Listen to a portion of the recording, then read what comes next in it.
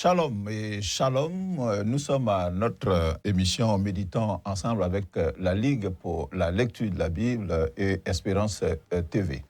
Aujourd'hui, le texte que le lecteur de la Bible, édition 2026 pour adultes, nous donne pour notre réflexion, notre nourriture de la journée, j'allais dire, se trouve dans Luc, le chapitre 15, du verset 11 au verset 32. Nous allons prier, demander que la grâce du Seigneur nous accompagne pendant ces quelques minutes que nous allons passer ensemble. Seigneur, nous te prions, s'il te plaît, viens et instruis-nous dans ta parole. Éclaire notre esprit et dispose nos cœurs à recevoir cette parole-là, qui est la parole de vie, au nom de Jésus-Christ. Amen. Alors, nous allons lire dans la version Louis II, et 3 questions nous sont proposées par le lecteur pour nous aider à réfléchir à notre texte. La question numéro 1, de quoi ou de qui parlent ces versets? La question numéro 2, est-ce que ce passage m'apprend quelque chose sur Dieu le Père, Dieu le Fils et Dieu le Saint-Esprit? Et puis la question numéro 7, quelle vérité Dieu me révèle-t-il? Le titre que le lecteur a donné à notre texte, c'est « L'amour inconditionnel du Père ». J'espère que vous avez trouvé votre texte.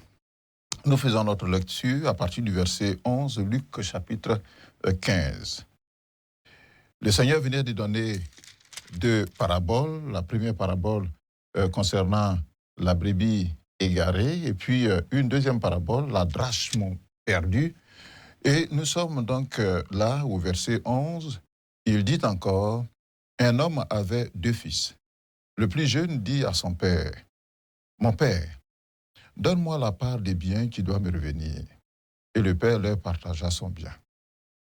Peu de jours après, le plus jeune fils, ayant tout ramassé, partit pour un voyage éloigné, où il dissipa son bien en vivant dans la débauche. Lorsqu'il eut tout dépensé, une grande famille survint dans ce pays, et il commença à se trouver dans le besoin. Il alla se mettre au service d'un des habitants du pays, qu'il envoya dans ses champs garder les pourceaux. Verset 16. Il aurait bien voulu se rassasier des carouges que mangeaient les pourceaux, mais personne ne lui en donnait. Étant entré en lui-même, il se dit, « Combien de mercenaires chez mon père ont du pain en abondance, et moi, ici, je meurs de faim. Je me lèverai, j'irai vers mon père, et je lui dirai, « Mon père, j'ai péché contre le ciel et contre toi. Je ne suis plus digne d'être appelé ton fils. Traite-moi comme l'un de tes mercenaires. » Verset 20. Et il se leva et alla vers son père. Comme il était encore loin, son père le vit et fut ému de compassion. Il courut se jeter à son cou et le baisa. Le fils lui dit, « Mon père, j'ai péché contre le ciel et contre toi. Je ne suis plus digne d'être appelé ton fils. » Mais le père dit à ses serviteurs, « Apportez vite la plus belle robe et l'en revêtez. Mettez-lui un anneau au doigt et des souliers aux pieds. Amenez le veau gras et tuez-le. Mangeons et réjouissons-nous. Car mon fils que voici était mort et il est revenu à la vie. Il était perdu et il est retrouvé. » Et ils commencèrent à se réjouir. Verset 25. Or, le fils aîné était dans les champs.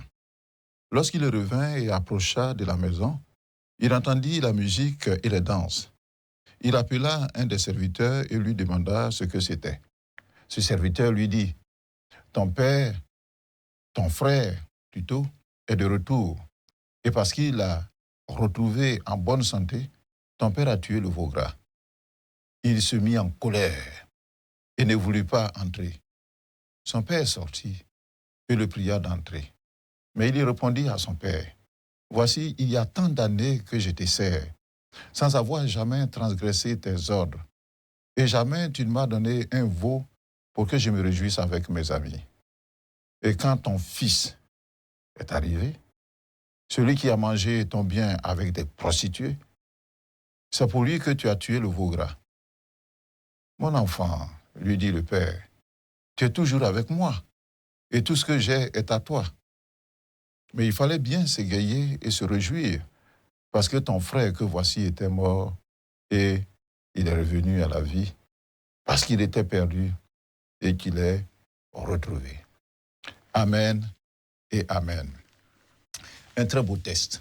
Comme toujours, hein, la Bible est remplie donc d'enseignements et de beaux textes comme ça.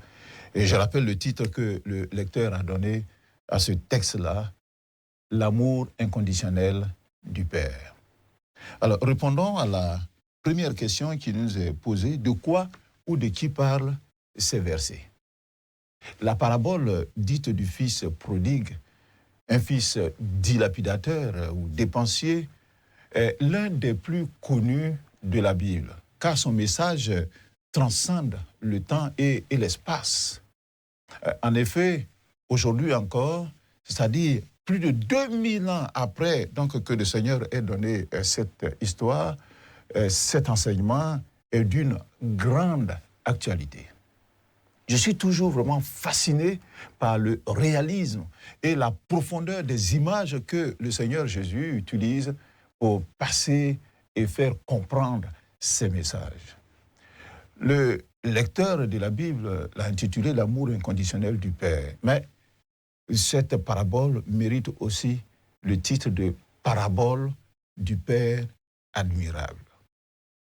Ce récit met en opposition les aspects égoïstes du comportement humain et la nature de Dieu caractérisée par l'amour et le pardon. C'est l'histoire d'un père riche, et c'est Dieu lui-même, et de ses deux fils qui représentent nous les hommes, donc l'humanité. Les deux fils ont tout pour être heureux auprès de ce père, mais ils ne sont pas satisfaits de leur sort.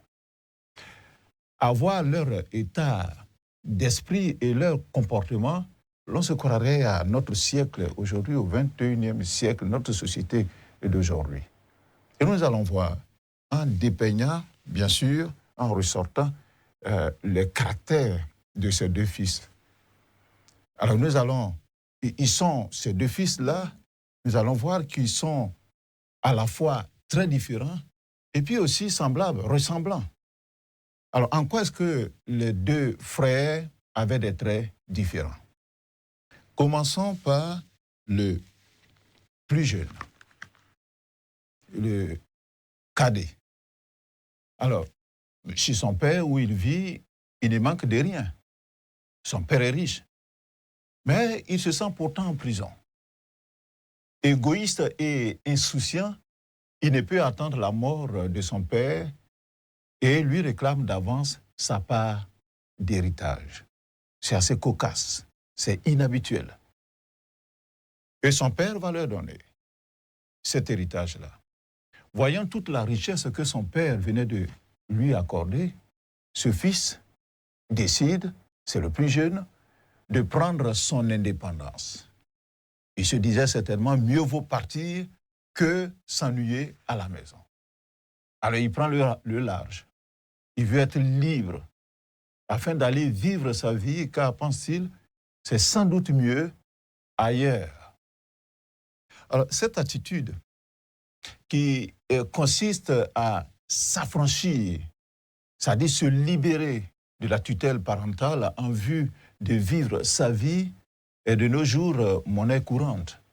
Les parents, surtout les pères de famille, sont souvent jugés par les enfants, à tort ou à raison, d'être trop sévères, trop exigeants, trop regardants et peut-être trop envahissants.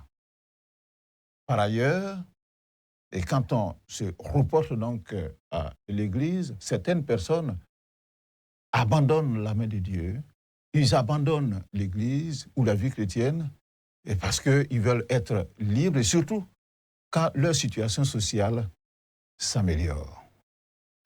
Ce jeune fils ne donne pas à son père les raisons de son départ et de son éloignement de la maison. Le verset 13 nous dit qu'il est parti pour un pays éloigné. De reproches contre son père, il n'en avait pas. Mais il était plutôt prisonnier de ses passions, qu'il voulait assouvir. Et quelles étaient ses passions? C'était le plaisir de la chair, la jouissance, la volupté, les choses charnelles. C'est ainsi, au verset 13, toujours, il alla et il dissipa son bien, c'est-à-dire sa part d'héritage, en vivant dans la débauche. Parfois, il nous arrive de ressembler à ce fils qui s'éloigne de son père parce qu'il considère que l'héritage qu'il a reçu est suffisant pour faire son bonheur. C'est vrai, Dieu est un bon père, très bon père, et il nous donne ses grâces en abondance. Il nous donne des biens matériels, il nous donne la santé, il nous donne la sagesse, il donne l'intelligence, il nous donne la famille. Mais ces bénédictions ne doivent pas nous éloigner de lui. En effet, il est écrit dans Deutéronome, le chapitre 8, le verset 12, que lorsque tu mangeras et te rassasieras, lorsque tu bâtiras et habiteras de belles maisons, lorsque tu verras multiplier ton gros et ton menu bétail, s'augmenter ton argent et ton or, et s'accroître tout ce qui est à toi. Donc, lorsque tu auras tout ça, le verset 11 de Deutéronome 8 nous dit, garde-toi d'oublier l'Éternel, ton Dieu, au point de ne pas observer ses commandements, ses ordonnances et ses lois que je t'ai prescrits aujourd'hui. Le désir de Dieu, notre Père, c'est que nos cœurs restent toujours attachés à lui et que nous disions, comme le psalmiste Asaph d'ailleurs l'a dit dans le psaume 73, le verset 26, il dit « Ma part, le roc de mon cœur, c'est Dieu pour toujours ». Et pourquoi il dit ça? Pourquoi il veut s'attacher à Dieu pour toujours? Il dit « Car voici », le verset 27 du même psaume 73, « Car voici, ceux qui s'éloignent de toi périssent ». Effectivement, pour n'avoir pas compris ce principe, la vie du jeune fils est devenue décadente et désastreuse. Il devint dépendant des autres pour ses besoins vitaux. Il eut faim. Et finalement, dans cette aventure d'illusion, parce que c'est de l'illusion qu'on se fait pour notre bien-être, il se trouva seul, il se trouva abandonné donc de tous. Heureusement, il prend conscience que la meilleure issue à sa situation de misère est de retourner vers son père. Mais ce retour n'est pas aisé pour ce jeune fils. Il est encore prisonnier de sa honte. Aussi se propose-t-il de dire à son père, et on le voit au verset 19, « Je ne suis plus digne d'être appelé ton fils, traite-moi comme l'un de tes mercenaires. » Et il a eu une fausse idée de son père, jusqu'à ce qu'il retourne vers lui et que son père l'accueille dans ses bras. Alors, au regard de cette peinture, sommes-nous entièrement libres? Sommes-nous à l'aise? Sommes-nous heureux dans notre relation avec Dieu, notre Père? Est-ce que nous l'avons quitté? Est-ce que nous sommes toujours avec lui? Est-ce que nous nous sentons bien avec lui?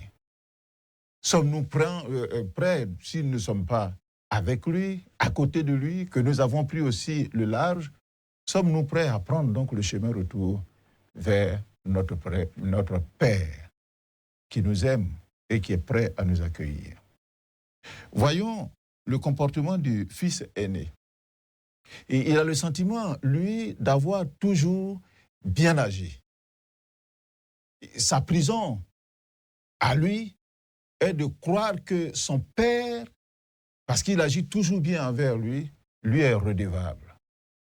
Parce qu'il a été fidèle à ses côtés.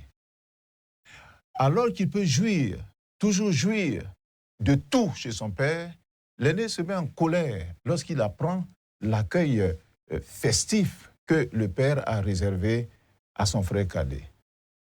Ainsi, drapé dans sa propre justice, parce qu'il se considère juste, il ne sait même plus prononcer ce mot de père à l'endroit de son géniteur quand il voit ce qu'il est en train de faire pour son jeune frère. Et pas plus que celui de frère.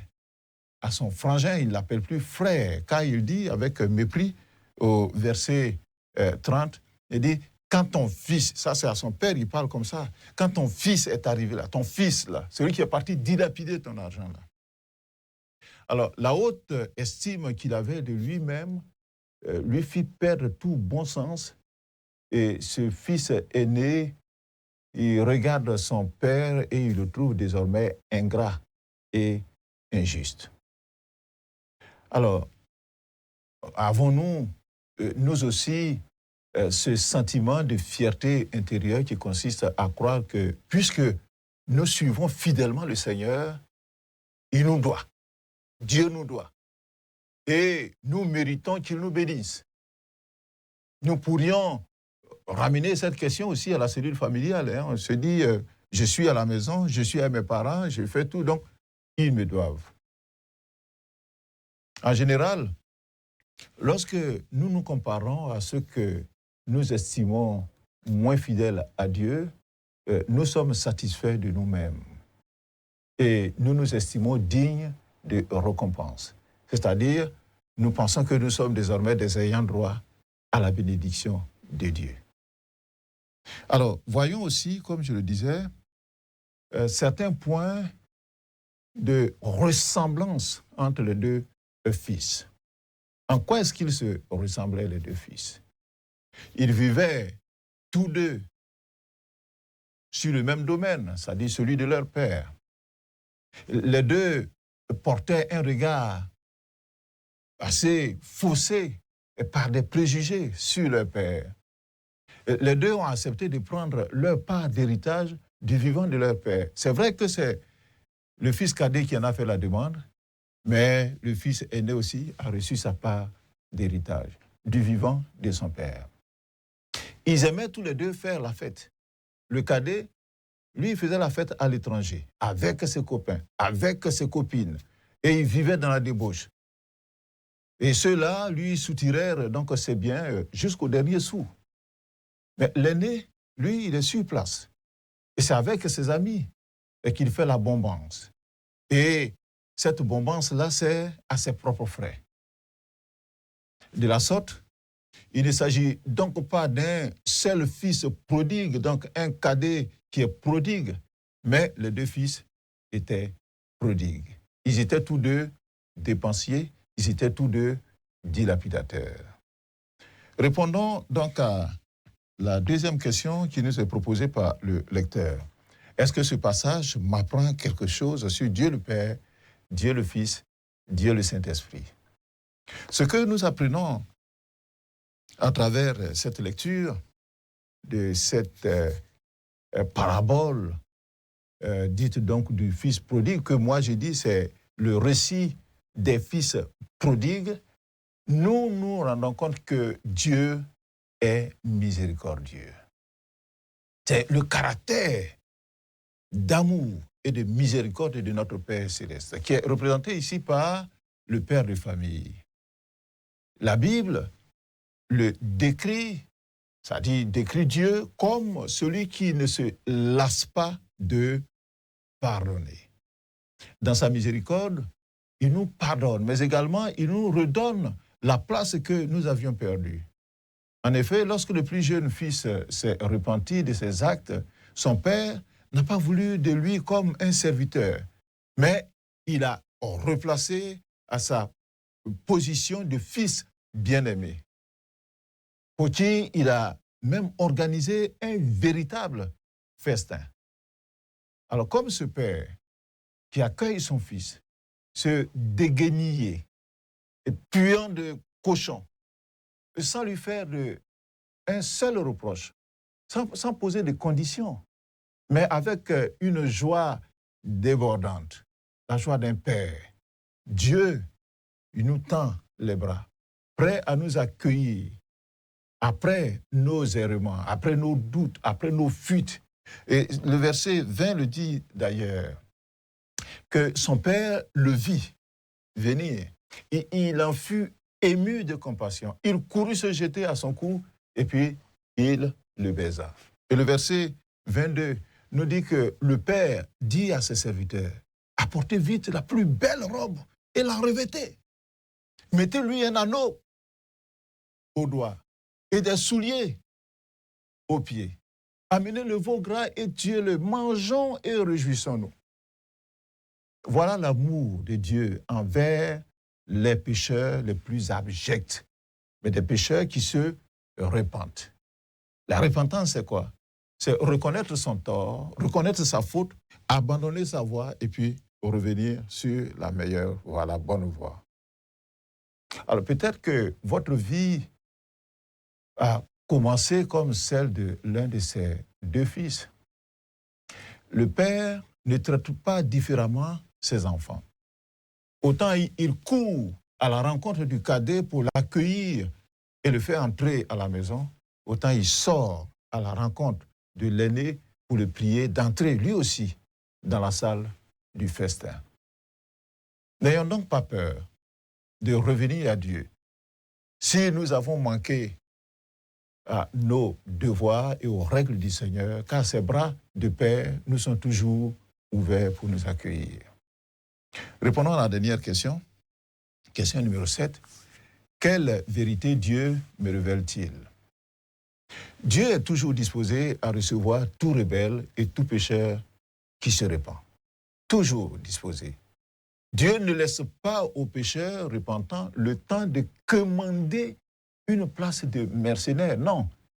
Il lui donne le droit d'être pleinement son enfant. Il le rétablit comme un enfant légitime. Alors, lorsqu'un fils revient à Dieu, son Père, il est aussitôt revêtu de la plus belle robe, celle de la justice de Christ.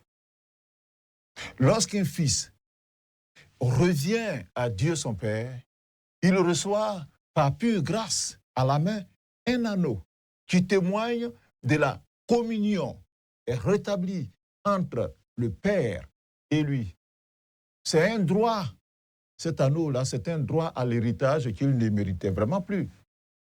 C'est l'entrée dans l'héritage éternel acquise par le Christ Jésus. Enfin, lorsqu'un fils revient à Dieu, son Père, il reçoit des sandales.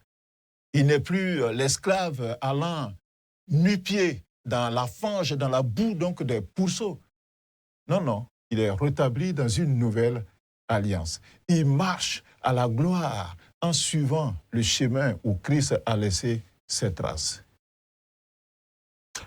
Bon, nous sommes à la fin de notre méditation et pour l'application, les questions A et B, je vous laisse vraiment le temps de relire le passage pour donc choisir le verset qui vous a le plus donc interpellé.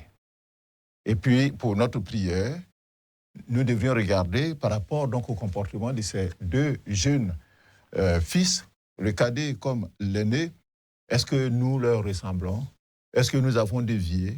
Est-ce que lorsque nous avons reçu nos richesses, nos bénédictions de Dieu, nous avons abandonné sa main?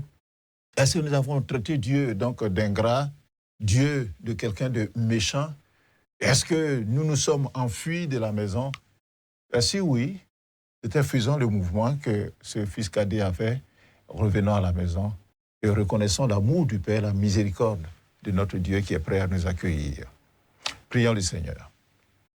Seigneur, à bien des moments, j'ai été comme ces deux fils prodigues.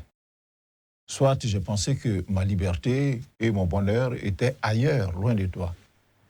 Soit alors que j'ai pensé que je méritais un meilleur traitement de ta part à cause de ma propre justice. Seigneur, pour tout ça, je te demande pardon et je reviens, Seigneur, dans tes mains. Merci de ce que ta miséricorde m'a toujours bien accueilli quand j'ai pris conscience de mes erreurs et de mes péchés. Merci pour la place du Fils dans laquelle tu me rétablis au nom de Jésus-Christ. Amen.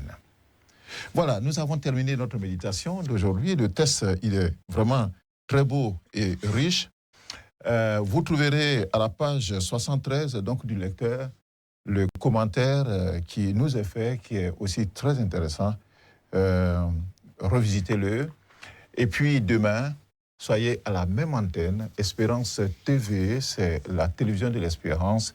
Merci à tous nos techniciens, ceux qui sont derrière la baie, ceux qui sont ici en salle avec nous. Le Seigneur vous bénit. Shalom.